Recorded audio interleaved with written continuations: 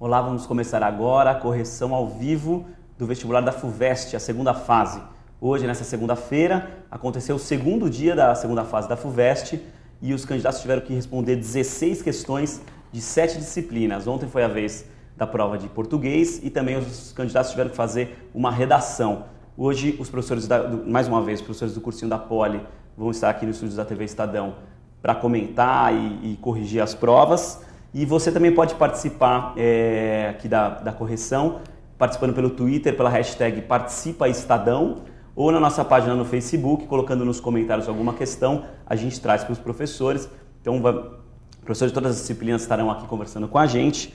E só para ter uma informação de hoje, a abstenção do segundo dia da FUVEST foi de 8,3%. Essa maratona aí não acabou, amanhã tem mais um dia de prova. São outras 12 questões de 2 ou 3 disciplinas ligadas à área do curso que o candidato escolheu. Então agora eu vou começar a falar pelo começo da prova com o professor Moacir Prudêncio. Professor, obrigado, professor de inglês do cursinho da Poli. Professor, as 2 primeiras questões da prova foram de inglês, pelo menos na versão da prova que a gente recebeu. Sim. Como que o vestibulando começou fazendo a prova de inglês?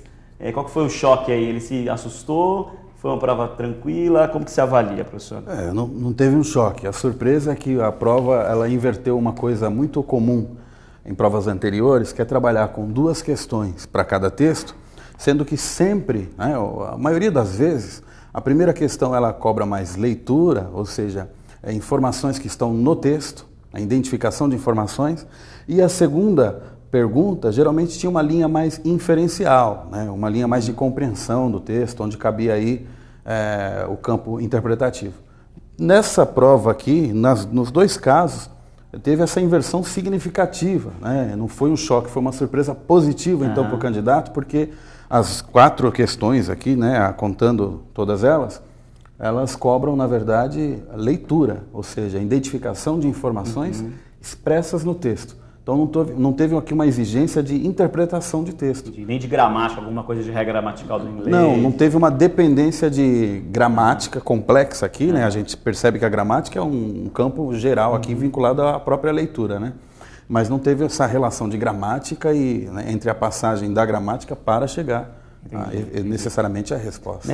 Esse primeiro texto me pareceu um pouco mais tranquilo do que o segundo, Sim. Queria que você comentasse primeiro esse primeiro texto, que é um texto do New York Times, que fala também de uma pesquisa aí no campo da robótica, isso? O assunto bastante rico, pertinente pra caramba, trata sobre tecnologia, tecnologia e a incidência dessa tecnologia numa complexidade aí social, da possibilidade de robôs interagirem com seres humanos, não só em operações, como ferramentas, mas como seres sociais, que aí evoca toda uma complexidade de relações.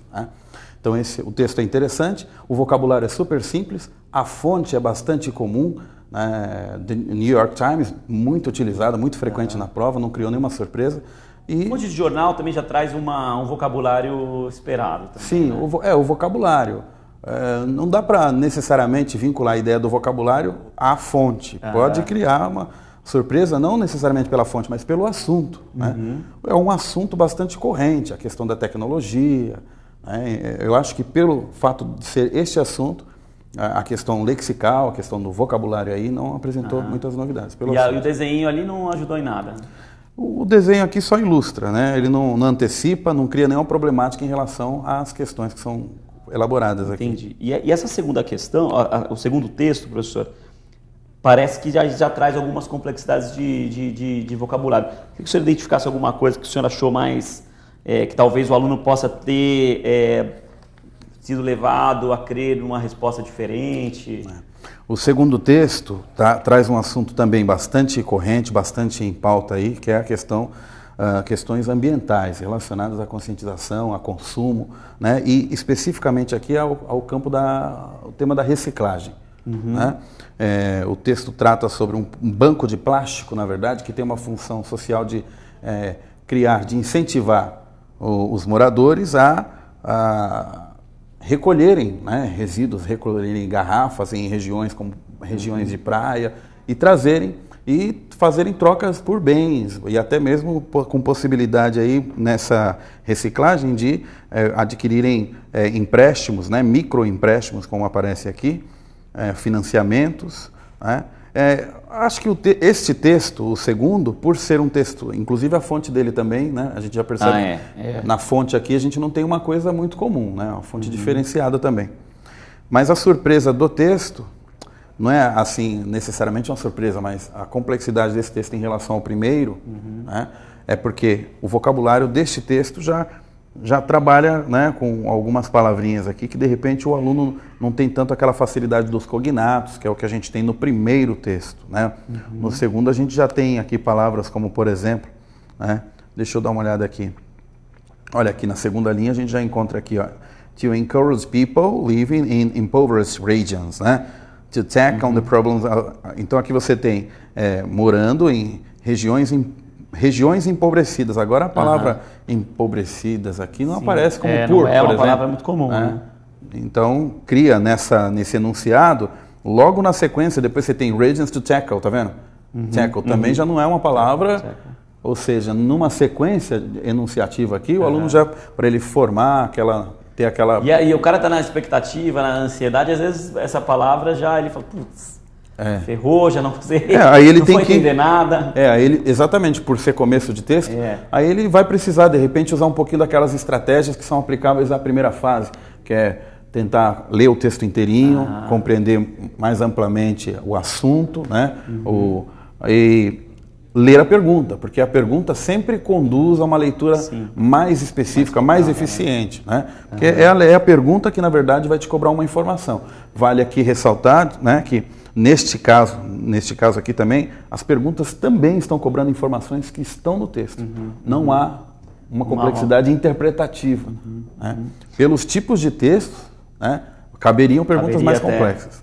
Agora, o senhor falou da primeira fase. O senhor achou mais difícil essa segunda fase ou as questões que foram trazidas na primeira? As questões, na verdade, não dá para a gente comparar muito diretamente, porque são questões diferenciadas. Né? São questões que o aluno deve escrever em português, são questões dissertativas. Em relação à matriz das questões, que é o texto, no caso a fonte aqui, os textos da primeira fase, com certeza, são textos mais complexos. Mais difíceis. Né? Em geral, seguiu uma tradição da USP na segunda fase, professor, ou veio uma... Porque, em geral, a gente foi conversando com alunos, professores de outros cursinhos, foi bastante surpreendente o resto da prova. Na parte de inglês, seguiu uma tradição? Parece que na parte de inglês eles procuraram abrandar um pouco aqui essa tempestade. Esperado, né? Não foi uma prova difícil, não. Acho que isso aqui está muito dentro daquilo que a gente comenta em sala de aula, né, daqueles aspectos pontuais. Inclusive, a gente fica sempre... passa muito rápido por questões desse tipo, imaginando que não vão cair na prova, tão simples assim. Né? Caíram aqui na segunda fase. Agora, há chance de cair em inglês na prova de amanhã, para algum tipo de carreira escolhida? Olha, é uma boa pergunta, né? Se há a chance, pode ser que ocorra nesta situação de prova uma exigência aí de uma compreensão linguística, né, no caso de língua estrangeira, vinculando aí a noções de interpretação de leitura, mas eu não creio que... Uma questão de tradução... Não vai ser uma continuação disso aqui. Parou aqui a prova de inglês. Né? Agora, é claro que pode ser exigido, sim. A prova ela é muito, né, abrangente, não dá para falar, não vai cair. É possível que caia, sim.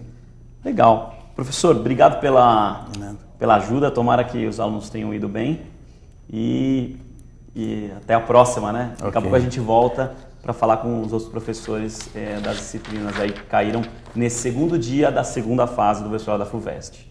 Continuar a comentar e corrigir aqui as questões da segunda fase da FUVEST, esse segundo dia de prova, que os estudantes, os candidatos tiveram que fazer 16 questões das disciplinas divididas aí do ensino médio. Vamos conversar com o professor de História, Elias Feitosa, que vai comentar um pouco a prova. A gente comentava antes de entrar no ar que é difícil até identificar as questões que são extremamente de história, extremamente de geografia.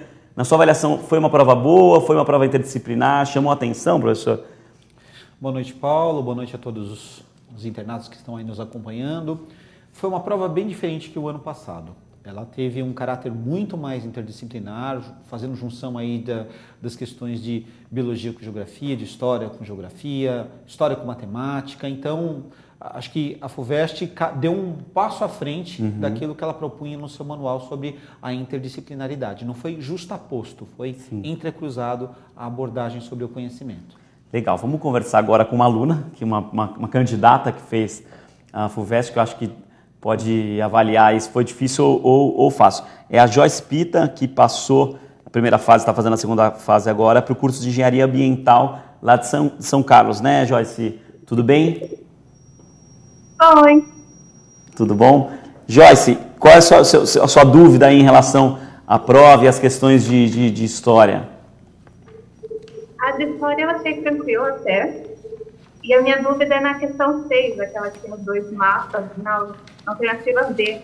Por causa que o primeiro mapa me deixou até um pouco confuso. Assim. Essa dúvida é da questão B e da questão 6, que mostram dois mapas do Brasil, né? E aí a questão diz qual era o principal objetivo de cada mapa, considerando os diferentes contextos históricos em que foram criados. E aí, professor? Bem, boa noite, Joyce. Bom te ver aí na segunda fase. Sobre esse item B, a questão é o seguinte. O primeiro mapa, pegou uma questão como essa. Os dois mapas têm legenda, então a legenda é um ponto de partida.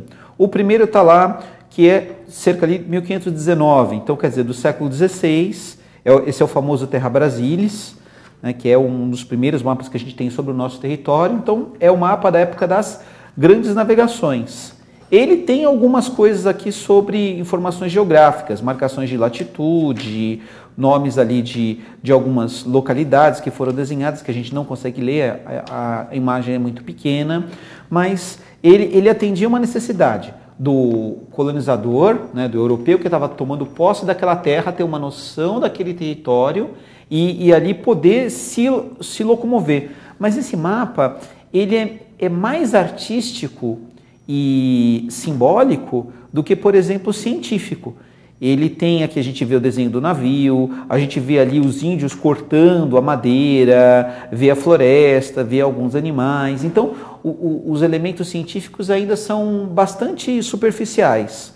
Agora, o segundo mapa, quando a gente olha na legenda, está aqui, Atlas Geográfico Escolar 2009.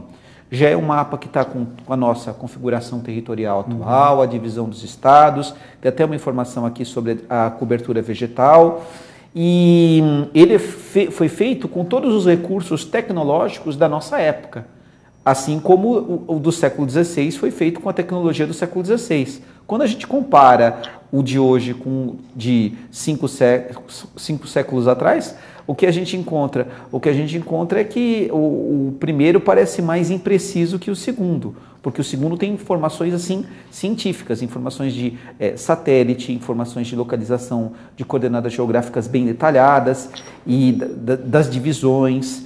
E isso mostra que o elemento científico foi primordial a aparecer na informação desse mapa. Então, o primeiro, o que o candidato tinha que falar, mais artístico, mais simbólico, mais cultural, uma primeira visão sobre o novo mundo. E o segundo, informação mais científica, mais detalhada, o uso das tecnologias que a gente dispõe hoje, como GPS, mapeamento por satélite e esse tipo de direcionamento. Parece que poderia ser difícil, mas era uma questão simples de tinha você... Tinha que partir do mapa, tinha que olhar os dois mapas e fazer essa comparação. É claro, se a imagem fosse um pouquinho maior e fosse colorida, ia ajudar. Né? Ia ajudar bastante o candidato. E Joyce, você foi bem nessa segunda fase, nesses 2 dias?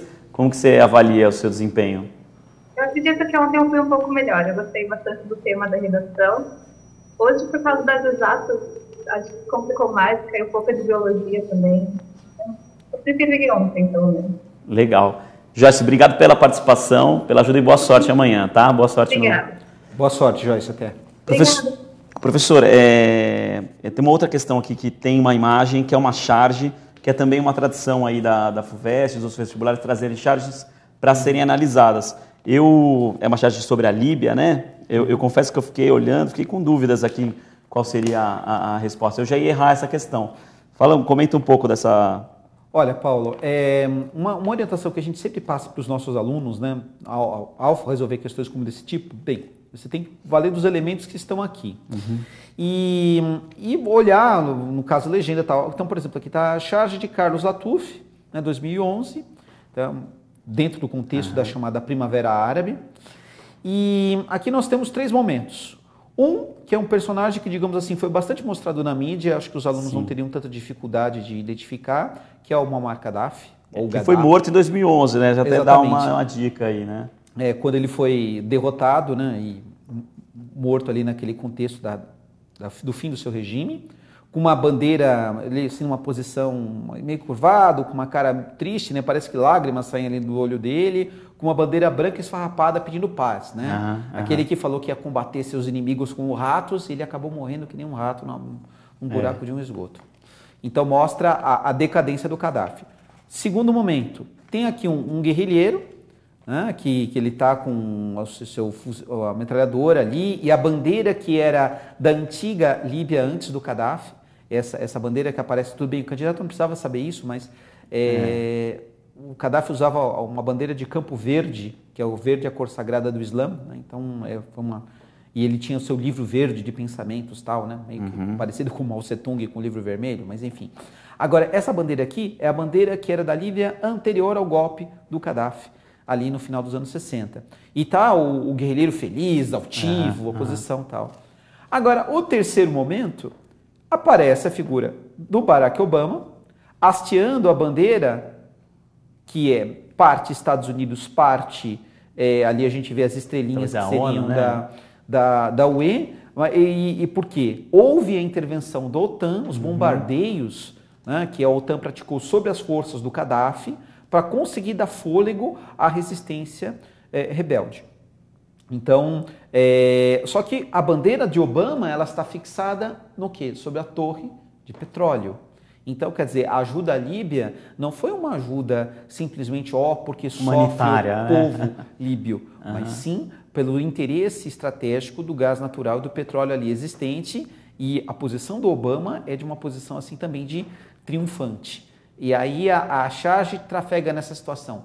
Vencemos? Quem venceu?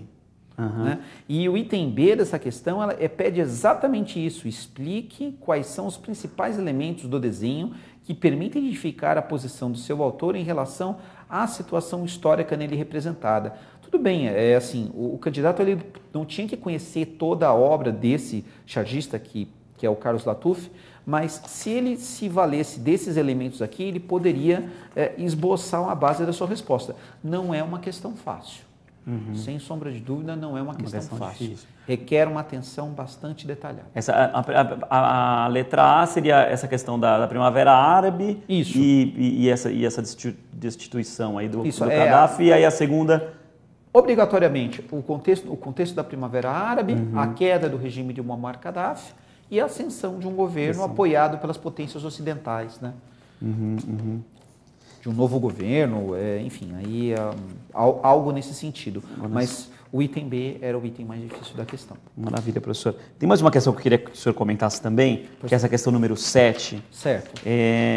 Que fala aí de um relato também na época de 1500, das navegações, e fala um pouco aí das questões matemáticas de navegação e a letra B, principalmente, da relação existente entre a expansão ultramarina e essa linguagem matemática presente no texto. Não precisava saber matemática para responder esse... Olha, Paulo, essa questão acho que assustou um pouco os alunos, mas, vamos dizer assim, se o candidato tivesse um pouquinho de frieza no momento, que às vezes é difícil por conta da tensão, da ansiedade, ele dá aqui uma série de informações, né, dentro desse relato, e inclusive uma informação até que podia deixar o aluno um pouco preocupado, mas ela é mais um acréscimo do que uma necessidade para a questão, de falar que eles usavam o calendário juliano e não o gregoriano que nós usamos. Lembrar que o calendário gregoriano ele foi adotado a partir de 1582. E ele pergunta aqui, qual a latitude ao Sol, a pino, no momento que ocorreu a medição? Se o candidato lembrasse que quando os portugueses chegaram aqui, eles chegaram em Porto Seguro, e Porto Seguro está no território que a gente chama hoje de Estado da Bahia, e nós estamos ao sul da linha do Equador, matou. Não precisava de uma conta. A gente, desde quando começa na escola, fala, Pedro Álvares Cabral chegou ao Brasil, 22 de abril de 1500, na Bahia de Porto Seguro. Então, ele passou a linha do Equador, então esses 17 graus, eles só poderiam ser ao sul. Da linha do Equador. Agora, o item B é aquela pergunta que todos os estudantes assim, de matemática falam assim, nossa, meu Deus, a gente às vezes para por uma questão assim, nossa, eu não entendo esse negócio, por que eu tenho que estudar isso, né? E um tema que às vezes os alunos perguntam sobre tanto, mas por que eu tenho que saber logaritmo? Então, justamente os cálculos logarítmicos foram bastante importantes para toda a construção da cartografia nesse contexto do século XVI. Porque essas informações que ele fez, que ele aponta aqui para nós nesse texto, é o que? Ele tomou o astrolábio, usou um ponto de observação como referência, criou-se aqui um ângulo, então se criou uma figura trigonométrica, e a partir disso ele começa a fazer o quê? O apontamento de onde ele se encontrava. Então essas relações, aí nós temos desenvolvimento de relações trigonométricas e logarítmicas. Depois o Edu, meu colega de matemática, ele pode até detalhar um pouco mais, mas a gente acha esquisito, né, estudar aqueles cálculos log de tanto na base de tanto, mas foi com tábuas de logaritmos, que seriam assim, esboços de primeiros sistemas de cálculos mais elaborados. Aquilo que a gente tem hoje com um computador ou com uma calculadora, ajudavam esses primeiros cartógrafos a fazer a delimitação geográfica. Então isso é uma noção do quê? O homem se expandindo em relação ao espaço, conquistando os mares distantes e as terras novas e criando uma relação matemática com o espaço. É a época do Renascimento, é a época em que a observação e análise que o homem vai construindo é prioritária e a perspectiva, né, por exemplo, nas artes está aparecendo também. Então é o homem dando uma dimensão matemática ao mundo. Se o candidato fosse nessa direção, ele conseguiria... Tinha que lembrar, grandes navegações, Renascimento, observação, os cálculos, a ciência ganhando mais espaço, era isso que era mais ou menos nessa linha.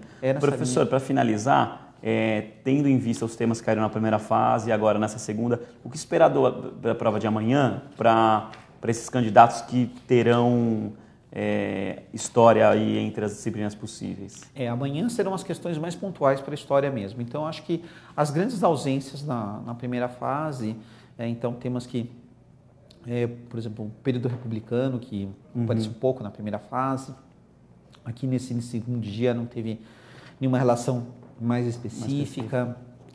Tentar pegar assim, os temas de parte aí da história contemporânea, o século XX, acho que talvez deva aparecer um número maior de questões. A gente se pautar talvez nas ausências da primeira para preencher. Esse segundo dia, acho que nesse passo à frente que a FUVEST deu, ele foi muito mais interdisciplinar. Uma prova rica, um pouco mais difícil talvez que o candidato esteja habituado, mas assim, com aquela coisa, se uma leitura bem feita, um pouco de calma, um pouquinho de atenção, juntando os fatos, acho que consegue fazer. Professor Elias, obrigado pela colaboração com a gente. E daqui a pouquinho a gente volta para continuar a comentar a prova da FUVEST esse segundo dia de exame. Vamos conversar agora com o professor de Geografia, com o Billy Malaquias, que é também professor do cursinho da Poli. Professor de Geografia, mas pelo jeito, professor, a prova foi bastante disciplinar. Não dá para falar só de questões de geografia, né? Como que vocês conseguiram avaliar, tendo em vista essa interdisciplinaridade e a exigência aí de conteúdos específicos da geografia? Uma prova boa?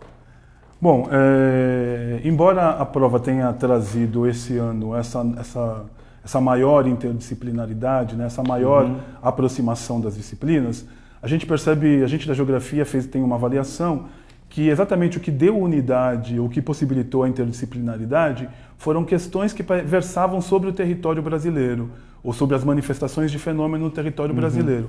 Então a geografia se fez presente em quase todas as disciplinas, na biologia, na matemática, então a gente considerou isso.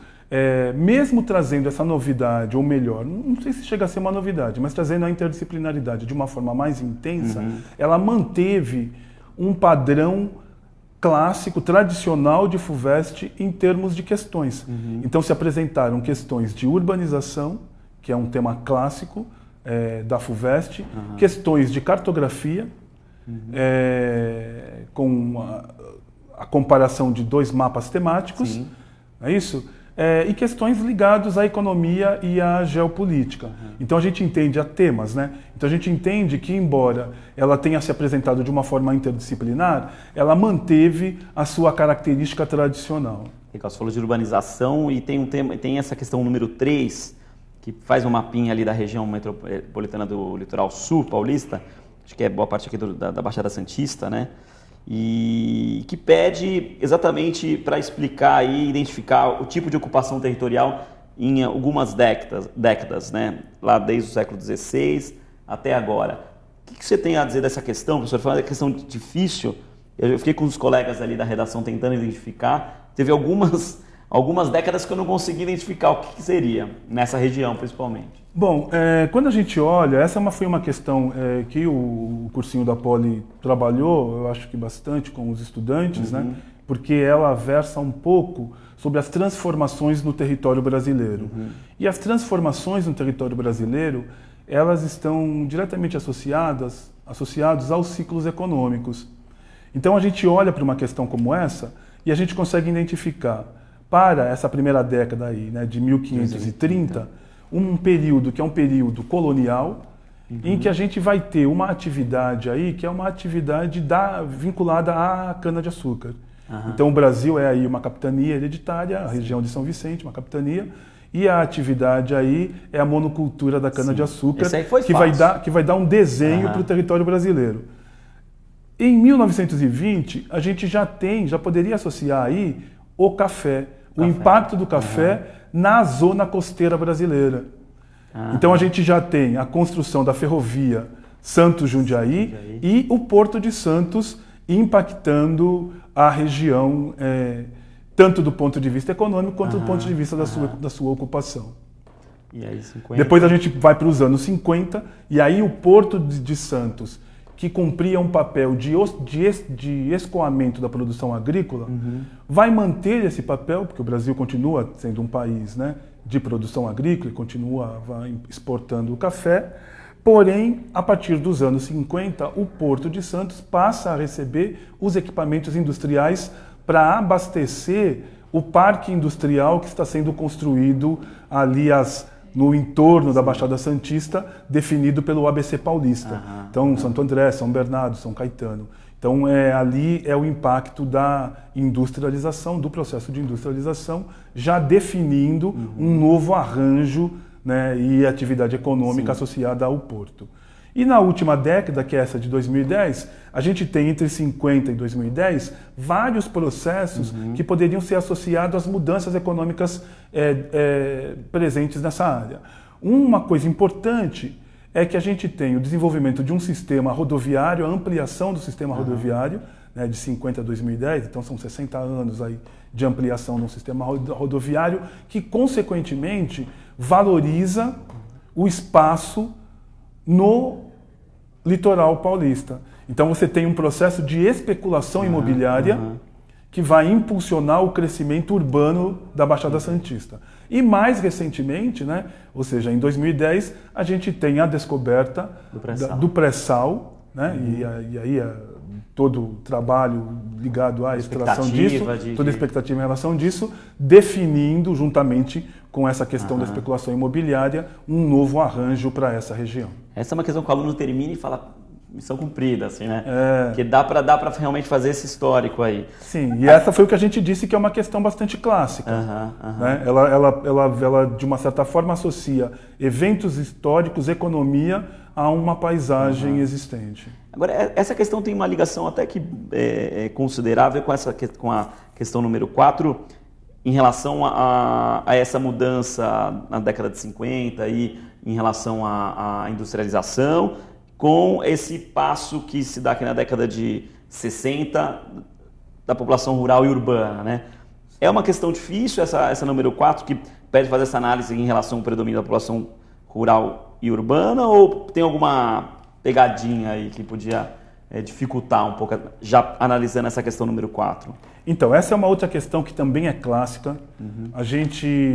Nós insistimos com os estudantes que o tema da urbanização e o tema da população são temas indissociados. Então, no Brasil, a urbanização ela é desencadeada, ela precede, na verdade, o processo de industrialização e é impulsionada por esse processo de industrialização. E isso vai dar diferentes distribuições demográficas pelo território brasileiro e diferentes comportamentos. Então, o que a gente está enxergando aqui é que, a partir dos anos 40, todo o processo desencadeado pelo governo Vargas de industrialização e todas as transformações pelas quais o Brasil atravessa, promove um êxodo rural. Então, o deslocamento da população do campo para as cidades. E a partir dos anos 40, e a partir, sobretudo, dos anos 50, os processos de industrialização tendem a deslocar a população do campo para as cidades. Isso vai acontecendo, num primeiro momento, mais concentrado na região sudeste, mas a partir dos anos 80, a gente vai tendo o surgimento de cidades e da ampliação das regiões metropolitanas nas outras regiões brasileiras, nos outros estados brasileiros. E aí, consequentemente, a população das áreas metropolitanas, das regiões metropolitanas, são atraídas, quer dizer, as regiões metropolitanas atraem população do campo para essas regiões. Então, isso vai sinalizando um aumento, né, da população urbana em relação à população rural. É essencial a gente associar isso, exatamente o crescimento das cidades e, inicialmente, o processo de industrialização desencadeado nos anos 30, mas intensificado a partir dos anos 50, e aí o crescimento e surgimento das cidades ao longo do Brasil, que vai intensificando a urbanização Agora, brasileira. essa comparação entre as regiões Nordeste e Sudeste não tem aqui no gráfico nada que possa ajudar na resposta, né?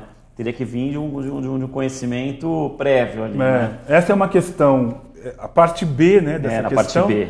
é uma questão relativamente complicada, porque exigia, na verdade, como o estudante não tem um material para analisar, ele deveria memorizar que as taxas de crescimento urbano no Nordeste são hoje maiores do que no Sudeste. Entendeu? Lembrar que o Sudeste já deu uma... O Sudeste, ele já é, na sua totalidade, entendeu? Basicamente urbanizado. Então, as taxas de crescimento urbano no Sudeste são apresentam índices menores do que os índices do Nordeste. E por isso ele faz uso dessa comparação. Agora, poderia ser apresentado aqui, além do gráfico, um outro para auxiliar os estudantes, porque senão ele deveria ter isso como memorização. Pois é, tomara que o cara tenha lembrado aí.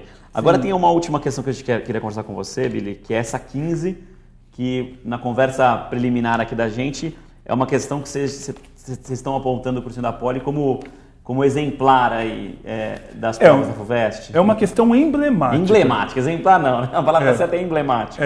Por quê? É uma questão emblemática. Primeiro porque ela é uma questão interdisciplinar, ela envolve conhecimento aí que poderia ser tratado no campo da geografia e também no campo da biologia. Agora, ela... acho que talvez seja melhor eu ler aqui a questão, para poder ficar mais fácil para explicar o que existe de emblemático nessa questão. Então a gente tem aqui, né, a questão de número, na prova, a questão de número 15, Amazônia, Mata Atlântica, Caatinga e Cerrado são biomas encontrados no Brasil. Aí a questão A pede para que liste esses 4 biomas em ordem crescente, de acordo com a extensão da área que cada um deles ocupa atualmente no território brasileiro. Então é essa ideia do atualmente que pode trazer algum tipo de controvérsia. Então veja, nós do cursinho da Poli, optamos por responder em ordem crescente, Mata Atlântica, Cerrado, Caatinga e a Amazônia e a Mata Amazônica. Por que nós estamos fazendo essa classificação? Porque do ponto de vista da remanescência da vegetação, entendeu?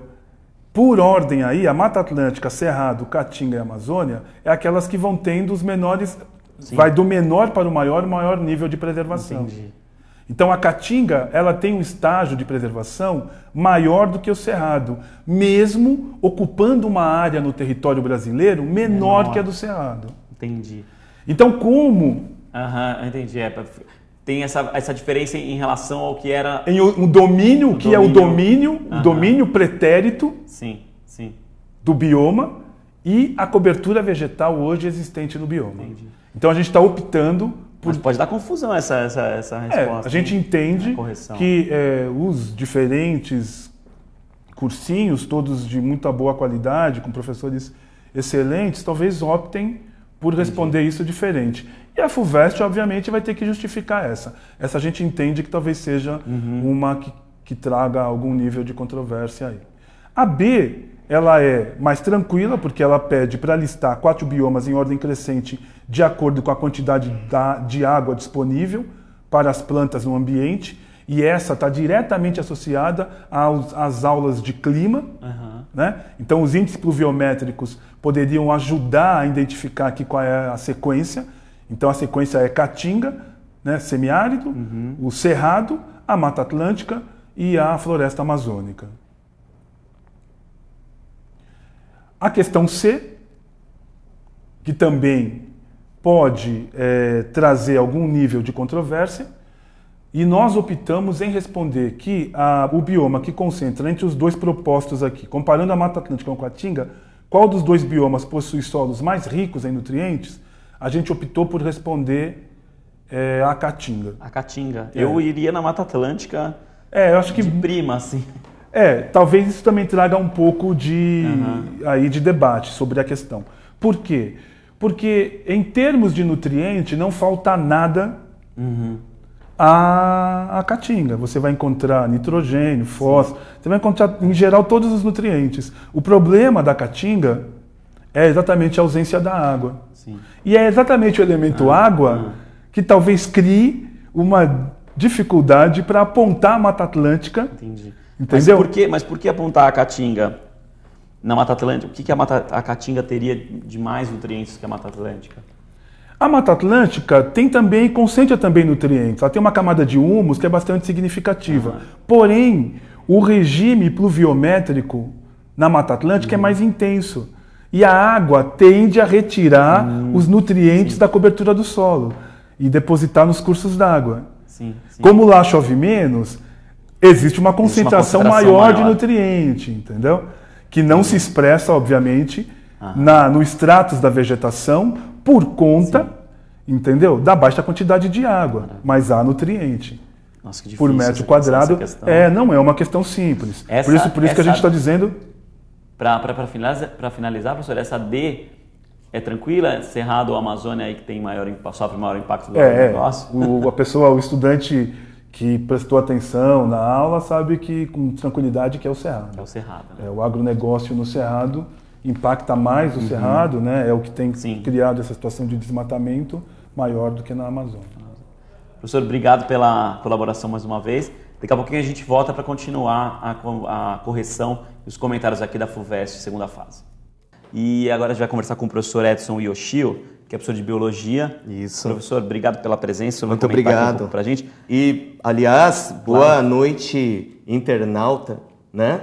Espero que realmente você tenha ido bem, caso você tenha realizado aí esse segundo dia da FUVEST, segunda fase, tá? Legal, professor. Então já vamos falar com alguém que realizou esse segundo dia da prova, que está já conectada aqui via Skype com a gente, que é a Érica Letícia Garcia Severino. Tudo bom, Érica? Tudo. Aí, voltou a imagem. Tudo bom, Érica? Você está prestando para Geociência e Meio Ambiente, é isso, Érica? Isso. Você foi bem? Eu acredito que foi sim, principalmente na área de Biologia, Química, só matemática que eu achei um pouco difícil. E na área de Biologia, estava com o professor Edson aqui, alguma questão te chamou a atenção, sem alguma dúvida? Eu achei que as questões de Biologia estavam fáceis. A do DDT eu acho que foi um pouco interdisciplinar junto com um pouquinho de Química ali, mas eu acho que quem tivesse um pouquinho de base tem que conseguir responder tranquilo, tanto uma quanto a outra questão. Legal. Ficou com alguma dúvida na prova ou você acha que já deu para fazer uma avaliação tranquila? Não, na parte de biologia foi bem tranquilo. Até depois nos comentários do pessoal do cursinho, o pessoal achou bem tranquilo a parte de biologia. Legal, legal. Érica, obrigado pela participação, boa sorte para você, viu? E obrigada. Tomara que você vá bem também amanhã. Ah, obrigada. Boa prova, Érica.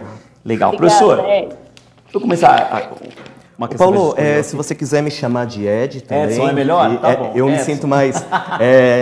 melhor, né? Com Ed, que mais a legal. gente chama todo mundo de professor para facilitar, pra não ter que esquecer o nome de alguém, às vezes. Perfeito, não tem problema nenhum. Edson, é o seguinte, a questão, a gente queria comentar, se o senhor comentasse com a gente essa questão, que é a 16, é uma questão típica de FUVEST, é uma questão que veio uma surpresa, como que o senhor entende essa questão? Tem como colocar a questão agora? Tem sim, daqui a pouquinho a gente já vai colocar na tela a questão 16. Então, já vou iniciar então para a gente não perder muito tempo aqui, né? Olha só, essa questão número 16, ela foi uma questão de genética clássica, tradicional, tranquila, tá? Foi uma questão que acabou sendo dividida em subitens A, B, C e D, né? E em cada um desses subitens foi pedido uma probabilidade de um determinado evento ocorrer. Logo de cara, a gente percebe que se está falando sobre probabilidade, então é uma questão que, se formos pensar no espírito do segundo dia da FUVEST, segunda fase, você pode pensar nessa questão como uma questão interdisciplinar entre biologia e matemática. Porém, esta parte matemática, mais tranquila da matemática, ela é já trabalhada tradicionalmente na própria biologia, tá? A gente pôde perceber que a biologia esse ano, se nós fizermos um comparativo em relação ao ano passado, acredito que a biologia, ela teve nesta segunda fase um peso um pouco menor. Sob que aspecto? Quando a gente analisa, por exemplo, o segundo dia do ano anterior, a biologia ela se apresentou em uma maior quantidade de questões da parte não só de biologia relacionado à física que houve, como teve biologia relacionada à geografia, né? Biologia relacionada à matemática, e também a química, assuntos como, por exemplo, método científico, assuntos como, por exemplo, fotossíntese, respiração, microbiologia, a gente percebe historicamente neste modelo de FUVEST que foi aplicado, né, de 2009 para 2010. Pois bem, fato é que essa questão número 16 é uma questão de genética tradicional, tranquila, tá? Que eu acho que foi bastante pertinente e conveniente para uma prova a qual é realizada por todas essas carreiras aí, né? Entendi, então ela não seria uma questão considerada de um nível mais elevado, como o que nós observamos, por exemplo, no terceiro dia da FUVEST, segunda fase, que são as questões mais específicas da área, que teoricamente há um nível mais alto, né? Nessa questão aí nós temos então 4 subitens e haveria a necessidade de você realizar um cálculo, só que esse cálculo é um cálculo básico, né? A partir do enunciado. O enunciado ele diz: a fenistonúria é uma doença que tem herança autossômica recessiva, ou seja, aquilo, né, dos genes dominantes, azão, azinho, né? Ou no caso, a fenistonúria, né? Você poderia usar as letras Fzão, Fzinho. A fenistonúria é uma doença de herança autossômica recessiva. Se é recessiva, é uma doença causada pelo gene recessivo, que, por exemplo, eu chamarei de Fzinho, né? Então, uma pessoa com fenistonúria, né, um fenistonúrico, ele seria Fzinho, tá? Considere a prole de um casal, os filhos, né, de um casal de heterozigóticos quanto à mutação que causa a doença. Repare que ele já coloca no enunciado a condição. Qual é a condição? Que o casal seja heterozigoto. E o que é ser um heterozigoto? É aquele indivíduo que apresenta o que nós chamaríamos, né, de genes alelos diferentes. Ou seja, se eu estou utilizando o termo Fzinho para o gene recessivo causador da fenilcetonúria, utilizarei a letra Fzão, né, Fzão, para a característica normalidade. Esses dois indivíduos aí, o casal é composto por dois indivíduos que são Fzão, Fzinho, né? Então, o pai seria Fzão, Fzinho, a mãe Fzão, Fzinho, ambos heterozigotos, com genes alelos diferentes. No item A ele coloca qual a probabilidade de o genótipo da primeira criança ser igual ao dos seus genitores. Ou seja, qual a probabilidade dos genes da criança, considerando esses, né, genes da fenilcetonúria, qual a probabilidade dos genes da criança serem idênticos aos de seus pais? Então, o pai é Fzão, Fzinho, a mãe é Fzão, Fzinho. Qual é a probabilidade da criança nascer Fzão, Fzinho? Tá? Independentemente do sexo dessa criança. Pois bem, para isso, muitas vezes, a gente realiza certos esquemas, como um conhecido como quadro de Punnett, ou quadrado de Punnett, né? No qual você coloca os genes em questão dos pais, pai e mãe, e aí você começa a cruzar estes genes para que então você consiga perceber quantas combinações diferentes de filhos poderiam ser criados em relação ao genótipo, né? Nesse item A, ele fala qual é a probabilidade de o genótipo da primeira criança ser igual ao de seus genitores. Se você fizer este esquema, você perceberá que a chance ao fazer o esquema é de 50%, é de 1/2, tá? Entendi. E aí, passando para B... No item B, ele coloca assim, qual é a probabilidade de as duas primeiras crianças apresentarem fenilcetonúria? A fenilcetonúria, recorde que é um tipo de doença, né, de deficiência autossômica recessiva, tá? Consequentemente, ele está perguntando qual que é a chance das duas primeiras crianças nascerem com o genótipo, explicado anteriormente nessa entrevista, né? Fzinho, Fzinho. Ora, eu preciso de duas crianças que tenham esse tipo de situação, tá? Dessa maneira, se você fizer novamente o cálculo, você encontrará que a chance de uma criança nascer com fenilcetonúria é de 1 em 4 possibilidades, 1/4. Como são duas crianças, então uma criança e outra criança também, tá? Em genética, muitas vezes a gente utiliza essa situação de eventos simultâneos com o nome de regra do E, né? E aí então você faz uma multiplicação de probabilidades, você tem aí uma chance em 16, 1/16, tá? Item C. No item C, ele coloca lá, se as duas primeiras crianças forem meninos que têm a doença, qual é a probabilidade de uma terceira criança ser uma menina saudável? Olha que ponto interessante. No item C, ele coloca que as duas primeiras crianças nasceram meninos. Tudo bem? Isto a gente poderia pensar como uma pegadinha, tá? Nessa questão. Por quê? Porque a cada gestação é uma nova probabilidade de ocorrência de uma determinada característica a qual está sendo estudada. Tem relação com as né? anteriores? Isso. E aí, consequentemente, a gente poderia ter esse item C escrito assim, ó. Qual a probabilidade de uma terceira criança ter uma menina saudável, de nascer uma menina saudável, né? Fazendo novamente o cálculo, você verá que a chance de nascer saudável, se a chance de nascer com a deficiência é de 1 em 4, a chance de nascer saudável seria de 3 em 4, tá? E no caso não é somente saudável, é saudável e do sexo feminino. A chance de nascer do sexo feminino é de 1/2. Então, você tem aí um cálculo de probabilidades que levaria a 3/8. Só tá? Adiantando um pouco, professor, a D é tranquila também ou é difícil como as outras? Olha, eu diria o seguinte, Enquanto eu diria que os 4 subitens, eles apresentaram uma gradação de dificuldade. Isso foi algo interessante desta questão, tá? O item A mais tranquilo. Se você sabe o item A, você consegue resolver o item B. Se você sabe o item B, vamos deixar um pouquinho mais difícil, o item C. Entendi, e assim entendi. vai, até que chega no item D.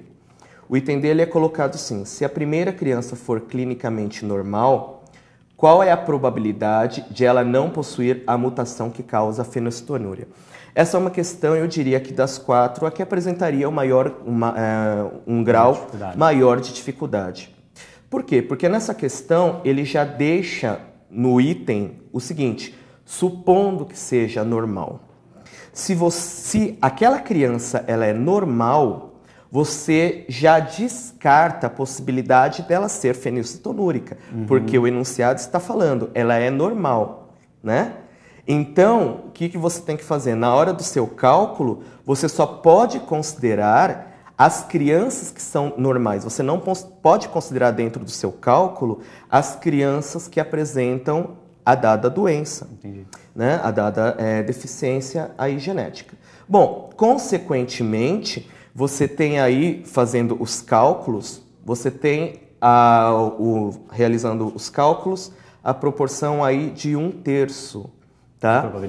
De probabilidade. Por quê? Porque poderiam nascer crianças heterozigotas, azão, azinho, mas se forem, no caso, né, eu estou usando a letra F, Fzão, Fzinho, mas se fosse o caso, uma criança Fzão, Fzinho, ela apresenta o gene para a fenilcetonúria, então não poderia ser este caso. Sim. Consequentemente, ele estaria procurando, na verdade, nesta questão, o indivíduo Fzão, Fzão, aquele que não apresenta o gene em questão da fenilcetonúria, fazendo com que nós acabemos chegando no item, melhor dizendo, na proporção aí, né, de 1/3. Tá? Professor, o senhor comentou da dificuldade dos 4 itens que são crescentes, e aí uma internauta aqui pelo Twitter, com a hashtag Participa Estadão, ela pergunta alguma coisa que dá para o senhor já engatar aí a resposta. É a Carol Carmo, com @carolcarmo0, carolcarme0. Ela pergunta: deixei algumas perguntas em branco, posso ser desclassificada? Então, se ela respondesse 3 itens e deixasse um em branco, ela poderia ser desclassificada ou ela perde ponto? Não, ela vai perder ponto, tá? Então, ela acaba perdendo ponto. Você não pode faltar no dia da prova, né? Não pode, se deixar a prova inteira branca... Mas, por exemplo, você fez aquela questão, 4 itens, 2 itens você não soube, né? As pessoas, elas acabam tendo afinidades maiores para diferentes áreas do conhecimento. Não pode deixar a prova inteira branca, porque aí não. Zerar né? não pode. Justamente. Mas, por exemplo, eu tenho uma afinidade maior em biologia e tenho uma, né, afinidade menor em uma outra área do conhecimento. Nessa questão, havia 4 itens, 1 item, 2 eu não sabia fazer, né? Não tem problema. Você vai perder os pontos relativos, porém você estará concorrendo sim àquela vaga tão almejada. Legal. Professor, para finalizar, falasse rapidamente o que esperar para a prova de biologia amanhã, caso o aluno tenha aí, o candidato tenha se inscrito numa disciplina dessa área. Tá. A prova da FUVEST, terceiro ano, específica, terceiro dia, né? A específica, ela é uma prova considerada bastante tradicional, tá? Então, certos assuntos, como por exemplo, fisiologia humana e animal, ecologia, algum assunto de citologia genética, zoologia muitas vezes comparada, são assuntos que têm uma alta incidência. São questões que são de um nível mais elevado, porém justificado, pois são as questões específicas, né? Consequentemente, eu acredito que espere uma prova tradicional tal qual foi realizada, né? Ou foram realizadas em anos anteriores, tá? E, consequentemente, eu espero muito que, né, no terceiro dia, você, internauta que está realizando, vá muito bem. Legal, Edson, obrigado. E daqui a pouquinho a gente volta continuando com a correção da FUVEST 2014, a segunda fase, aí, o segundo dia. Eu estou com o professor de Química Rubens Faria para comentar aqui esse bloco da prova. Professor, foi dentro do esperado as questões de Química? Foi difícil, fácil? O que o candidato encontrou hoje por lá? Bom, primeiramente, boa noite e a todos vocês que participaram dessa prova. Muito boa sorte a você vestibulando. É uma prova que é complicado de falar, fácil, moderado, difícil, isso é muito relativo. Eu acredito para mim tudo é difícil aqui, professor. Eu não entendi nada na prova inteira. Faz tempo que você não participa de um cursinho, alguma coisa. Eu acho que o grande aspecto a se comentar é a qualidade dessa prova, das questões. Pode ser até um pouco pessoal, mas eu gostei muito de todas essas questões e especificamente as que envolviam química. E, legal. No caso são 3 que mais se envolviam. Professor, antes de falar dessa questão 8, que fala de energia cinética, eu queria te perguntar, é uma pergunta que um internauta faz aqui pelo Twitter, pela hashtag Participa Estadão, por onde os internautas podem participar aqui fazendo perguntas. E é o Matheus, @Matheus Felipe, ele faz uma pergunta, na verdade, pelo que eu entendi, é simples. O que ele pergunta assim, se dentro de um cálculo, às vezes uma pergunta de matemática ou química, a resposta dele é 49,16, por exemplo, mas a resposta correta for 49,2, tiver uma variação pequena, isso tira ponto, isso é levado em conta, se no cálculo final der uma diferençazinha pequena? Depende do quão pequena é essa diferença, depende da banca, do combinado da banca de correção.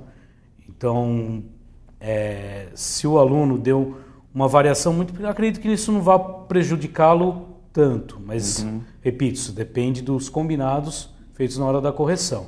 Sempre bom quando isso acontecer e ver que teve não chegou no resultado esperado, citar que é um resultado, valor aproximado ao menos. Ah, legal. Às vezes colocar alguma coisa ali pode... indicar que é aproximado, não é aquilo que... Legal. Professor, falar dessa questão número 8, que falava de, pelo que eu vi, pelo menos fala nessa palavra em energia cinética aqui numa das questões. É uma questão com 3, me parece um enunciado até que um pouco longo, com 3 itens e também ainda tem um quadrinho aí. É uma questão difícil? Como que foi? Comenta um pouquinho. Eu acho que, não diria difícil, mas o item A, realmente ele chama atenção pela diferença como está sendo perguntado alguma coisa que envolve a química e ele teria que trabalhar com conceitos de física, conhecimentos em física, a energia cinética, a equação da energia cinética e conseguir trabalhar com essa equação de modo a chegar na relação de massa que ele queria. Não era algo extremamente difícil, não. Mas o aluno tinha que ter conhecimentos básicos em física, em energia, nessa parte, e também em química para fazer as outras 2, a B e a C. Mais especificamente, a B e C sendo mais próximas à química, mas também muito simples. Entendi. Mas uma questão muito bonita, muito bem feita. O que é uma questão muito bonita? Muito bem elaborada, ela traz um olhar sobre uma situação, problema, tanto do ponto de vista da física quanto da química, amarrando isso muito bem.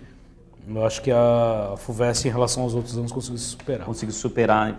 Na qualidade. Esse quadro ajudou ele? Esse quadrinho? Esse quadro ele tem que ser dado. Ele é o quadro das massas atômicas, que nenhum vestibulando tem que decorar. Então ele tem que ser fornecido para calcular a massa, que foi pedido no item B e tanto C. Tanto B quanto C.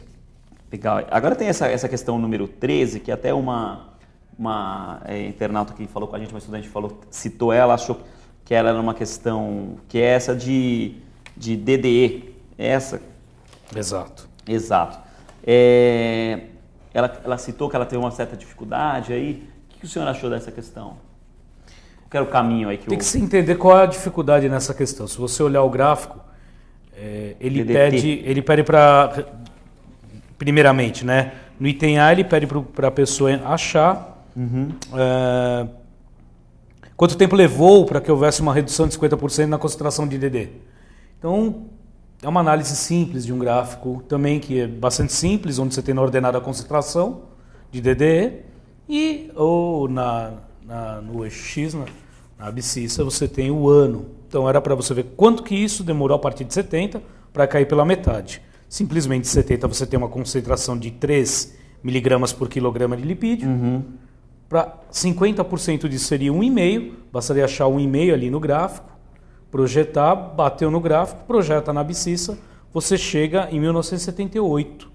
Um gráfico bem simples. Então demorou 8 anos para cair a metade. É um conceito bastante trabalhado em química e em gráficos químicos muito comuns, são os de meia-vida, de radioisótopos. A gente trabalha bastante o conceito de aquilo que cai pela metade, que é exatamente o conceito de meia-vida. Que não é isso que está sendo cobrado, mas é da mesma maneira que se resolve.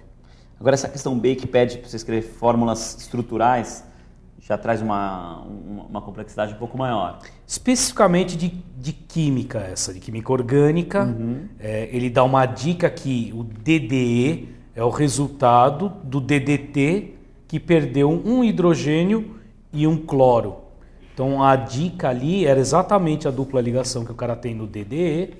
Essa dupla ligação no DDT não existe, porque em cada um desses carbonos há, respectivamente, no DDT, um hidrogênio e um cloro. Entendi. E na questão C, por que a concentração das substâncias aí aumentaram na ordem apresentada, né? Que é o que pede a questão C aí? Esse item. Então, a questão C, e aí é uma questão que foi provavelmente abordada no curso de biologia desses vestibulandos, ela trabalha com o fator de acumulação. O efeito cumulativo da substância ao longo da cadeia alimentar.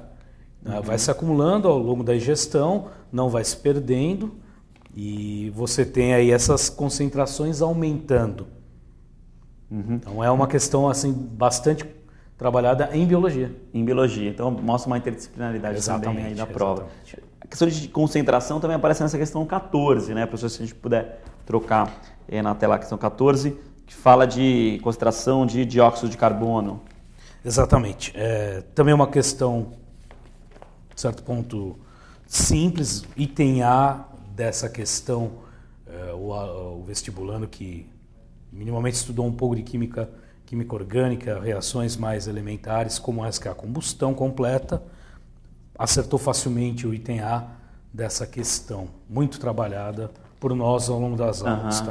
O item B também era para ver apenas uma variação, uma questão matemática, né, de quanto que variou isso ao longo dos anos, que deu lá 43% em cima do valor original dos 280, e o item C, que é um item mais abrangente, que até vem gerando algumas discussões, mas enfim, é interessante, é uma análise entre o que se era esperado de concentração de CO2 na atmosfera oriunda da queima de combustíveis fósseis e o que realmente aconteceu, e aí pede-se uma explicação. Então, até a gente vê que tem gente aí debatendo sobre essa questão, se vai pelo caminho de... Essa é que teve dúvida, gerou dúvida. Não uma dúvida, não que seja uma questão, de maneira alguma, muito mal elaborada, nada disso, é muito boa a questão, mas ela dá margem, tem gente que vai pela linha da fotossíntese realizada nos oceanos, que foi baixando esse nível de CO2 da atmosfera,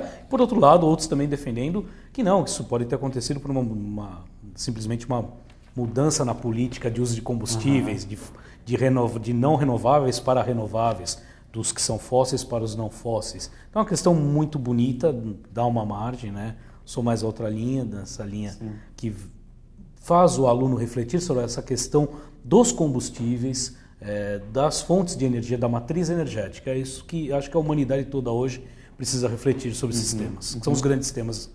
Para finalizar, professor, tem provavelmente algumas questões aí da área que podem cair amanhã para determinados cursos.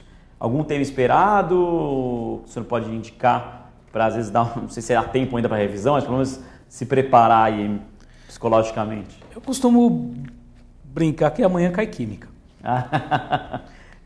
Cai química de verdade mesmo? Não, cai. Aqui nós temos a química de verdade, a química aplicada nessa prova. É um mérito dessa prova, da sua qualidade, como ela abordou a química aqui. E acredito que isso amanhã, talvez, posso estar enganado, a coisa pode ser diferente, pode até surpreender a gente, como me surpreendeu essa prova, pela qualidade dela, pelo nível das questões. Pode ser que amanhã nos deparemos com uma prova bastante conceitual, mais dura. Isso é comum no dia específico de Química. Acho que agora não é o momento de revisar nada e também não adianta chutar o que possa vir. Tanto que a primeira fase ela cobrou poucos conteúdos, poucos assuntos, daqueles mais tradicionais em Química. Esse primeiro dia da segunda fase também foi nessa linha. Então, quem sabe amanhã tenhamos algumas as questões de Química, mas abordando poucos assuntos em grande quantidade. Umas questões mais objetivas e simples, talvez mais tranquilas do que outros anos. Legal. Mas não sabemos. Vamos esperar. Não dá para prever, né? Professor, obrigado, Luiz, pela participação. E daqui a pouquinho a gente volta. Você pode fazer como fez o Matheus e a Carol, mandar a sua pergunta aqui pelo hashtag Participa Estadão ou enviar uns comentários lá na nossa página do Facebook e a gente traz aqui para os professores do Cursinho da Poli. Daqui a pouquinho a gente volta. Vamos falar agora com o professor Francisco Flávio, professor de Física do Cursinho da Poli. Francisco, obrigado. Estava começando que houve previsões aí de vocês em relação ao que ia cair na segunda fase e as previsões se confirmaram, né? A prova foi boa, foi ruim? Como é que dá para avaliar? Bom, vestibulandos, boa noite. A prova estava dentro do que a gente previu, né?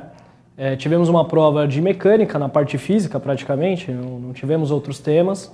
E como a gente tinha comentado na nossa previsão, né, havia grande possibilidade da prova de física desse segundo dia dar esse enfoque para a cinemática, para a mecânica em geral, né?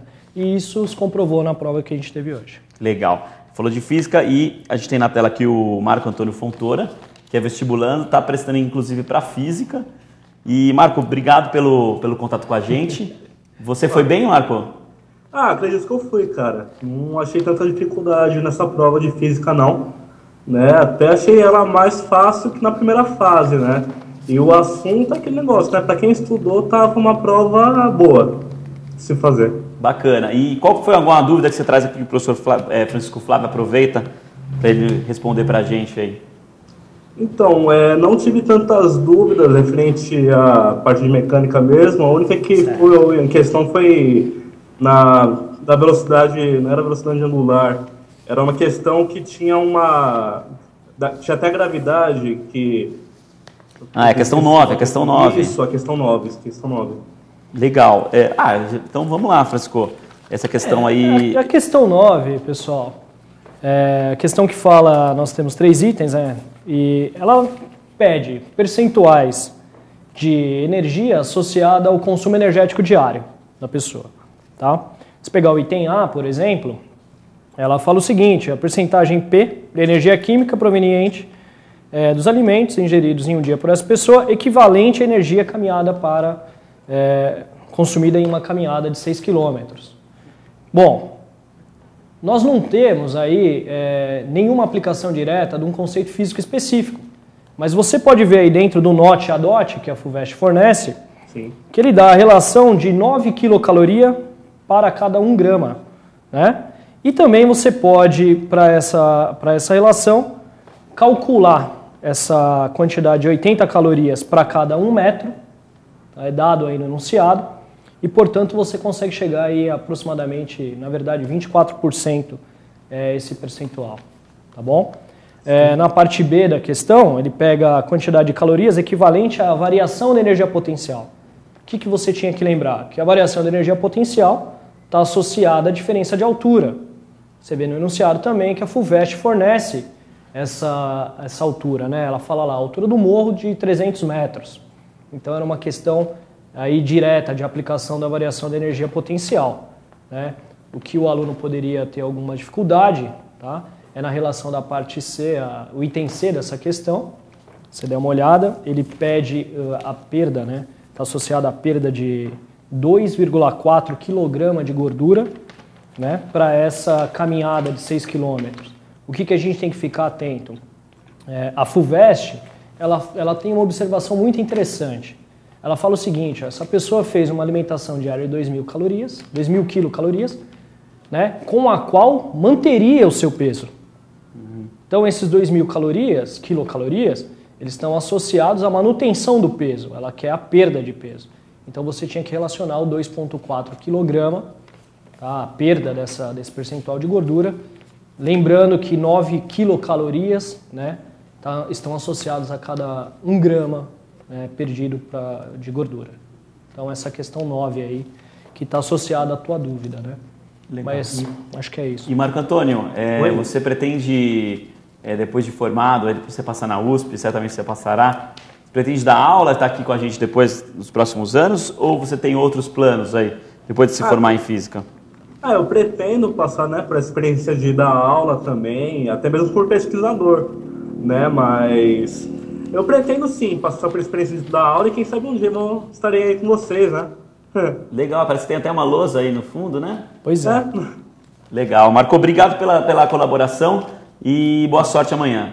Obrigado, até mais. Boa prova amanhã. Legal. E Francisco, essa questão 10 também é uma questão de física, ao que parece, né? Sim. Aos meus olhos de leigo. E queria que você comentasse ela. Pois é, a questão 10 ela é uma questão de aplicação, uma questão de cinemática, tá dentro do que a gente esperava. É uma questão que o aluno que tivesse bem preparado não teria nenhuma dificuldade, na verdade ele iria muito bem nessa questão. E nós temos lá no caderno de respostas, na parte de respostas, nós temos um gráfico, tá? E é aquele gráfico que permite que o aluno consiga solucionar esse problema. Era na outra página de resposta, né? Exatamente. No quadro de respostas nós temos um gráfico e a partir dele o aluno consegue determinar esses itens, né? A gente pode ver que são aplicações, quer dizer, uma interpretação gráfica, tá? Com aplicações de cinemática. O aluno tem que conhecer as relações, principalmente o cálculo de área para o gráfico e o que ele representa. A FUVEST deixou bem claro a relação do gráfico de velocidade por tempo, tá? Então o aluno tinha que ter conhecimento específico sobre o assunto, né? Você vê que é uma questão que a gente poderia até falar conteudista, mas a prova como um todo é conteúdo, né? Mas é uma questão que envolve conceito físico específico. Sim. Não foi uma questão difícil, tá? Mas envolvia um conhecimento específico pertinente à área da física, tá? Você vê que são 3 itens. No item A, FUVEST pede aceleração, né, do Batista, Arnaldo e Batista, né?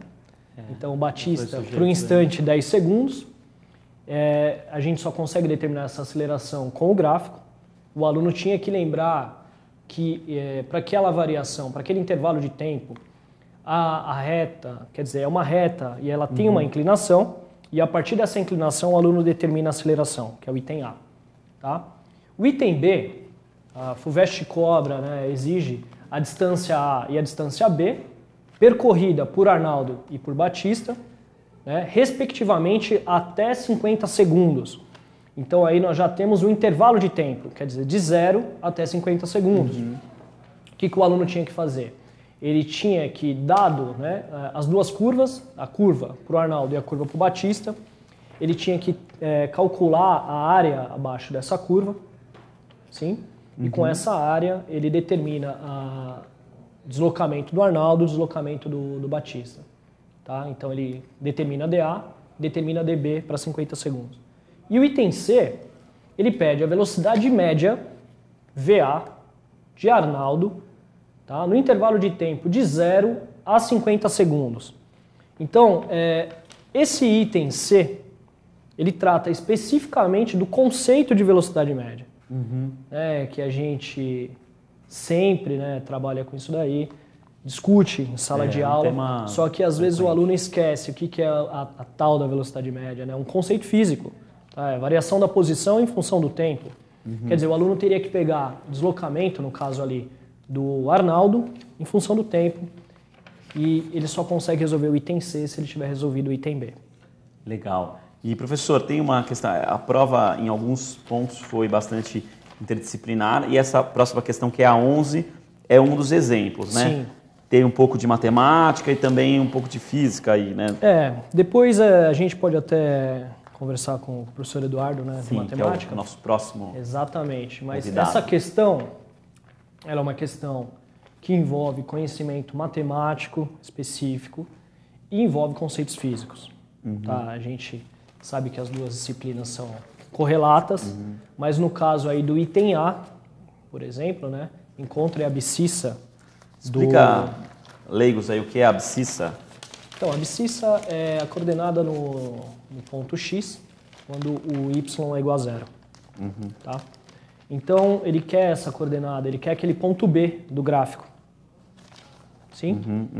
Então, o que ocorre? O aluno, para determinar esse ponto, a gente olhando pelo gráfico, a gente sabe que o y ali é igual a 0.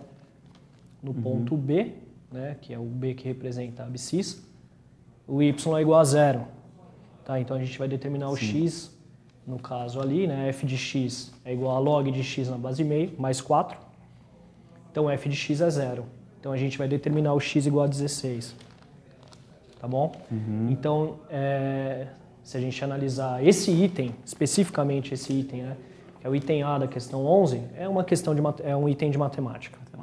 Tá? O aluno não precisaria nenhum conceito físico específico para acertar esse item aí. Tá? Agora, o item B e o item C, ele pede o conceito de função. Se você fizer uma análise, escreva uma expressão para a energia mecânica do corpo em termos de sua massa m maiúsculo e de sua altura y e de sua velocidade v. Então, a expressão para energia mecânica, o aluno primeiro tem que saber o que é energia mecânica, o conceito de energia mecânica, que nesse caso aí nós temos a energia cinética e a somada energia potencial gravitacional. Ele deixa claro isso aí também no enunciado. Bom, o aluno só precisava lembrar desse conceito e escrever a expressão. No caso, energia mecânica seria a energia potencial somada à energia cinética, que fica, né, m, g e y, sendo o y a sua altura. Vamos lembrar que depois você, para a resolução da questão como um todo, você tem que lembrar que o y é a função, ou seja, log de x na base meio mais 4. Tudo isso somado a mv² sobre 2, que representa energia cinética. Tá? O item C, obtém a velocidade escalar, v, como função da abscissa. Então, aí mais um conceito matemático, que o aluno vai ter que desenvolver essa expressão para relacionar a velocidade, ou seja, colocar a velocidade em função do x. Ele precisa descobrir qual é a função que representa a velocidade. E o aluno só consegue chegar nessa expressão se ele souber o conceito de energia mecânica. Tá bem? Aí tem a letra... o item C é um item mais extenso, né? Exige um conhecimento matemático mais refinado, até mesmo pelo desenvolvimento dessa equação. E o tempo é suficiente, só interrompendo, o tempo é suficiente para então, essas questões que foram pedidas?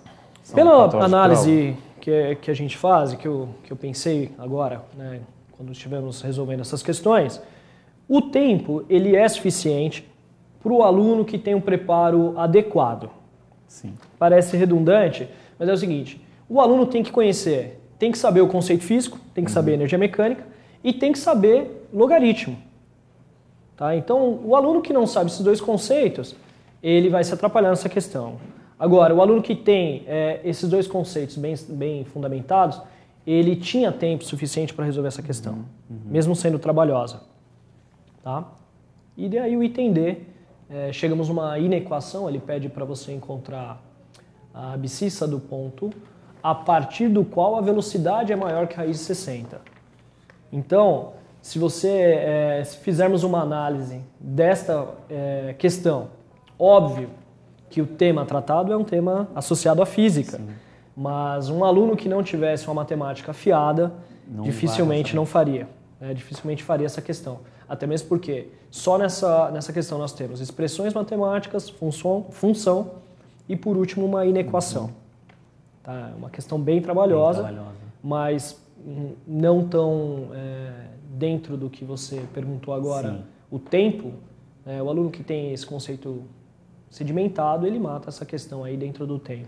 Maravilha. E dentro dessa área de física, o candidato que escolheu uma carreira nessa área, ele vai encontrar questões mais parecidas com essa amanhã, ou é bem provável que as questões, se cair alguma questão de física, seja bem específica, seja temas só de física, ou é provável cair a interdisciplinaridade também? Veja, a leitura que nós fazemos em relação à prova, a segunda fase da FUVEST, é que esse segundo dia, de fato, ele é um dia mais interdisciplinar, E por isso nós temos esse tipo de questão que nós tivemos hoje. Tá? Agora, o terceiro dia é uma prova de física mais específica. Sim.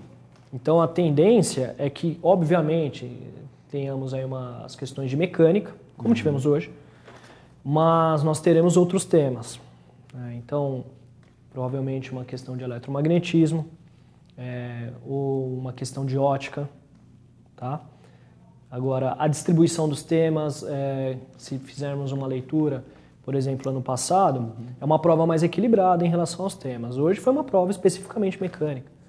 Se você pegar os anos anteriores, isso não aconteceu como hoje. Sim. Nós tivemos uma questão de ondas, uma questão de mecânica, uma questão de eletromagnetismo, uma questão de mecânica, uma questão de ótica e uma questão de mecânica. Hoje não. Hoje nós tivemos basicamente 3 questões de mecânica. E o terceiro dia não. Ele tende a ser mais equilibrado. Então, uma distribuição aí em torno de 30% para mecânica, 30% a 40% para mecânica, de 10% a 20% para eletromagnetismo e as outras áreas nessa mesma distribuição. Então, ótica, uns 10%, pensando na prova como um todo, né? A parte de calorimetria também deve englobar isso daí e tem caído muito, né? A FUVEST tem cobrado muito a parte de ondulatória. Legal. Obrigado pela ajuda, pela Que é colaboração. Tenho certeza que os alunos estão assistindo ficaram felizes. Daqui a pouquinho a gente volta para o último bloco da correção aqui da TV Estadão da segunda fase da FUVEST. E agora a gente vai falar com o professor Eduardo Isidoro, professor de matemática do cursinho da Poli. Professor, a gente estava falando da questão número 11, agora com o professor Francisco Flávio, que é uma questão interdisciplinar, como todas as outras. Mas antes de comentar ela, eu queria que você fizesse um apanhado de como foi, que o candidato encontrou em termos de matemática nessa segunda fase, nesse dia de hoje. Beleza. Bom, boa noite. A prova, né, é uma prova interdisciplinar e a matemática ela aparece em vários momentos da prova, né? A questão de física, ela precisa da matemática como uma ferramenta, então está lá a matemática naquele momento. A questão de química precisa da matemática, então aparece a matemática ali. E nenhuma questão aqui de matemática daria para se resolver se não soubesse um conceito de uma outra matéria. Eu acho que a FUVEST ela conseguiu mostrar o que é uma prova realmente interdisciplinar. Eu acho que foi bem legal nesse sentido. Mas assim, essa avaliação é de professor empolgado com a matemática ou uma avaliação com o aluno? Foi uma prova difícil para ele? Eu acredito que o aluno típico de exatas, aquele aluno que só estuda matemática, física, química, ele teve uma certa dificuldade aqui. Um aluno mais plural, eu acho que ele se dá melhor nesse tipo de prova. Legal. Falando de aluno plural, teve essas questões, comentar aqui uma questão específica que foi interdisciplinar, que é essa questão 11. Aqui, se o cara não soubesse matemática, não fazia física e o contrário? É mais ou menos isso? Exatamente isso. Né? Era uma questão de 4 itens, A, B, C e D. A gente tinha lá, o item A é um item só de matemática. Se você não soubesse resolver o item A, você não conseguiria fazer o que a física ia pedir. Né? E depois tem o item D, que também é um item só de matemática, mas se você não fizesse o B e o C, que era só física, né? Envolvia aí a história de energia mecânica, aí o cara tinha que lembrar que energia mecânica vai ser energia cinética mais a energia potencial, o cara precisava lembrar que há uma conservação, né? Que esse valor vai ser transportado de uma equação para outra, enfim. Ele precisava saber os conceitos de física, né? Mas para poder usar os conceitos de física, primeiro ele precisava resolver o item A, que era só matemática. E depois que ele resolvia os conceitos de física, no item D, ele ia resolver uma inequação logarítmica, né? E dependendo da escolha ali, ele pode ter mudado uma base ou não. E aí ele, tendo feito, né, as escolhas certas lá da física, ele conseguia resolver uma inequação correta de logaritmos, que é só matemática no caso. Legal. Mais cedo aqui o professor Elias de História comentou a questão número 7, sim, que é uma questão que fala de navegação, sim. E o próprio, um dos itens, a questão já fala em linguagem matemática. Ele comentou que, tendo em vista uma leitura histórica, é possível responder. O que de conteúdo matemático facilitava ainda mais? Aí? O cara aqui tinha que entender algumas coisas, assim, não é só matemática não, tem um pouco aqui de geografia também, não é só história também. Pois né? É uma questão boa. É uma questão muito legal, né? É uma carta, um relato, né, desse tal de Mestre João, falando aí o que aconteceu, né, nas medições usando o tal do astrolábio, né, que é uma coisa que em toda aula de história o aluno vê, né, esse tipo, né, quais são os motivos que impulsionaram as grandes navegações, e a resposta padrão é posição geográfica, inventar novas tecnologias, né, na tal da escola de Sagres, esse tipo de coisa, tal. E aí o cara tinha que saber, né, por que usa uma linguagem matemática para explicar o que está acontecendo, né? Usa lá graus, tal, isso e aquilo. Na verdade, o astrolábio é uma espécie de um transferidor, né? Ele mede ângulos, né? Uma espécie de um transferidor, uma lunetinha acoplada a uma coisa que mede graus, e o cara mede graus e consegue se localizar na Terra através de coordenadas, que são a latitude, a longitude. E aí, o que o cara fala aqui que é muito engraçado é o seguinte, que ele fala que eles estavam a 17 graus da linha do Equador. Então, significa o quê? Que o cara está em algum ponto da Terra. E aí o aluno tinha que saber também o quê? Onde o Brasil foi descoberto? Foi em Porto Seguro. Então, quer dizer, esse 17 graus é ao sul. Então, o cara tinha que construir lá um recorte de uma esfera, né? Fazia um corte de uma esfera, acabava virando uma circunferência, traçava ali algumas retas tangentes, usava a história do paralelismo, né? Devido à distância, que a Terra está do Sol, os raios do Sol são paralelos, e com auxílio de alguns triângulos, né, retângulos que são ali construídos, e paralelismo, ele conseguia chegar na resposta, que era 17 graus norte, mas tinha que saber também aí essa história, né, de onde o Brasil foi descoberto. Foi 17 graus aonde? Pô, foi em Porto Seguro, então está ao sul do Equador, então tinha que ter todo um cuidado ao ler essa questão. Legal, né? A B também é uma questão, uma análise mais... Então, a B tinha que explicar exatamente o contexto histórico, né? Por que essa linguagem matemática está presente aí? Exatamente com o desenvolvimento das novas tecnologias, né? A bússola, o astrolábio, as cartas náuticas, esse tipo de coisa que usa matemática para se localizar realmente. O tempo foi adequado aí para fazer os cálculos? Olha, eu acho que foi uma prova bem reflexiva, né? O cara tinha que ler, reler, né? Eu tenho um colega, professor também, o professor Guy, ele é coreano e ele teve dificuldade, por exemplo, nessa questão. Né? Mas é uma questão de linguagem mesmo, né? Então eu acredito que alguns alunos aí, por linguagem, pode ter se dado um pouco mal aí. Eles tinham que pensar muito na interpretação do enunciado. Você falou de questão de linguagem, e a gente mais cedo conversando com os professores para fazer a repercussão já na internet, e a gente falou dessa questão 12, e um dos professores também indicou a dificuldade de se entender alguma parte desse enunciado aqui. Sim, vai falar da unidade de federação, né? O cara Exatamente, tem que entender. Fala um pouco dessa questão. Então, aqui tinha que saber um pouco da geopolítica brasileira, né? Que primeiro ele tinha que saber quantas unidades da federação tem cada região. Que região? É uma tal de região administrativa.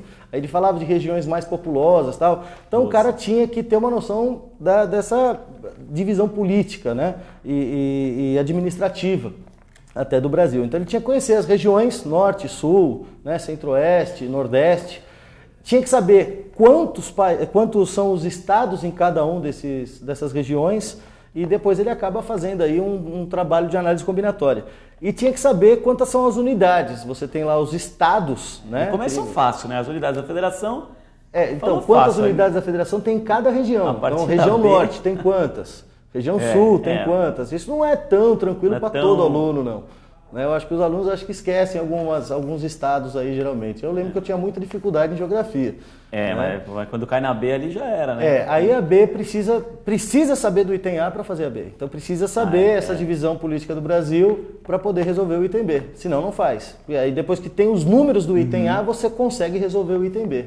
Aí uma atenção para o item C, que tem você calcula os valores, claro, e aí você vai chegar numa fração e você tem que provar que uma fração é menor do que a outra. Só que não é tão óbvia essa comparação e o cara tem que fazer alguma manipulação algébrica para chegar nesses valores aí. Uma coisa que é interessante é que ele coloca aí da Constituição, né, de 88, falando quantos são os senadores por unidade. E ele tinha que lembrar do Distrito Federal, que é uma unidade. Se não lembrasse, né, ia ficar com 26 e os valores... E aí não... Agora, por que ele colocou essa última parte? Um pessoal que conversou com a gente, alunos, se verifique que P é menor que 1/50. Tem alguma relação com o resto? Eu acho que aí é só para ter uma manipulação algébrica mesmo. É só porque dá um número realmente muito feio. Fica um número, se não me engano, 3 elevado a 11 vezes 2 elevado a 5 vezes 7, uma coisa assim, sobre uma combinação de 27 tomados se eu não me engano, 4x4, não, 3x3. Né? Isso dá, não, 81 tomado 3x3, se eu não me engano, são 7, não, 81 tomado 7x7. Então dá um número realmente muito feio e o cara tem que trabalhar com uma fatoração prima, né? Então tem uma habilidade intramatemática aí mesmo, né? Para fazer essa comparação. Né? Essa probabilidade é menor do que 1 a cada 50, mas isso não tem nada a ver num contexto político, nada disso não. E aí, já projetando para amanhã, o que esperar das questões de matemática, quem as encontrará? Acho que amanhã a prova específica, né? Essa prova é a prova interdisciplinar. Amanhã para a prova específica eu espero realmente questões não tão aplicadas, vamos dizer assim, né? Eu acho que vai ter ali um probleminha, daqueles probleminhas que a gente está acostumado, né? A FUVEST mostrou nessa prova realmente que ela sabe fazer uma prova interdisciplinar. Realmente eu acho que eu fiquei abismado com a prova. Eu temo pelos alunos muitas vezes, porque essa tendência da interdisciplinaridade na educação, esse pedido, né, que vem dos parâmetros, tal, dessa nova linha, né, que a educação vem tomando, é uma coisa recente para um aluno que vem se formando ao longo aí desses 12 anos, 13 anos às vezes, quem toma bomba, né? E mais um ano de cursinho muitas vezes, ele não passou por um processo de educação parecido com isso, ele nunca viu questões parecidas com essa na escola, nem no cursinho, entendeu? Então eu temo um pouco pelos alunos nesse segundo dia. Eu acho que essa prova aqui, ela representa exatamente essa mudança. As provas estão mudando antes do currículo, né? Exatamente. Antes das escolas. Antes das escolas. As provas estão mudando antes das escolas, né? Mas para amanhã, eu acho que aí vem a matemática pela matemática, a física pela física, a história pela história, né? Então, para amanhã, a matemática, dependendo da sua carreira, vai ter a matemática assim ou assada, né? Você tem lá questões diferenciadas, né? Para o pessoal de engenharia, por exemplo, pessoal de direito e tal. Eu não sei exatamente como é essa divisão. Sim. Mas é realmente uma prova que vai vir mais forte no sentido conteudista, eu acredito nisso. Né? Eu aposto na construção de gráficos, né? O aluno saber construir gráficos, eu aposto um pouco em números complexos, né? Sistemas lineares, que é uma coisa que não apareceu também na primeira fase, números complexos também não apareceu na primeira fase.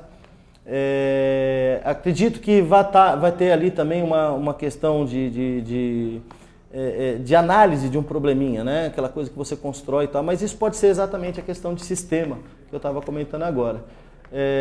Geometria analítica, também acredito que vai estar caindo, você vai ter que saber construir de repente uma figura da geometria analítica, calcular alguma área esquisita, são as coisas que eu aposto que realmente pode cair aí amanhã nesse terceiro dia. E uma coisa mais intramatemática, sabe? Aquela coisa assim, o polinômio, o f de x, sem as historinhas que a gente viu hoje, né? Então se preparem para amanhã, você que vai fazer a prova de matemática. Eduardo, obrigado pela ajuda e colaboração. Tenho certeza que os internautas gostaram. Só lembrar que amanhã tem o terceiro dia da segunda fase da FUVEST. São 12 questões, são 2 ou 3 disciplinas de acordo com a carreira que você escolheu. Então, de acordo com a área que ela estiver ali abarcada, vai cair essas disciplinas. Começa mais uma vez às 13 horas, então não se atrase, não perca o terceiro dia, que deve ser muito dolorido. E aí, a partir das 19h30, a gente volta aqui na TV Estadão a fazer a cobertura, a correção, junto com os professores do cursinho da Poli. Você pode participar mais uma vez pelo Twitter com a hashtag #ParticipaEstadão ou na nossa página do Facebook, deixa a sua pergunta lá e aí acompanha a cobertura pelo portal do estadão.com.br/educarcão e amanhã também no Jornal Impresso, no Estadão, nas bancas. Até amanhã.